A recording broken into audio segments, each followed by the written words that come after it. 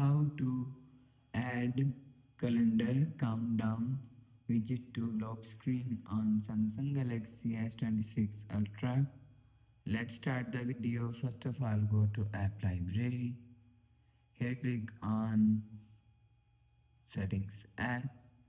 Now in Settings, scroll down and click on Wallpaper and Style.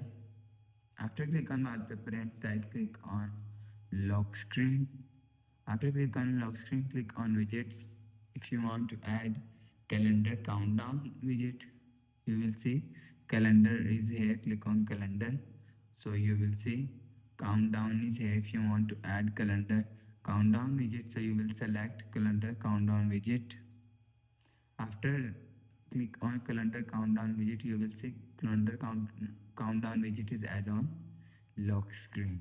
After the process, click on done. You will see countdown widget is add-on lock screen. After the process, go back to home screen. So that's how you can add calendar countdown widget to lock screen on Samsung Galaxy S26 Ultra. If you like the video, please subscribe. Thanks for watching.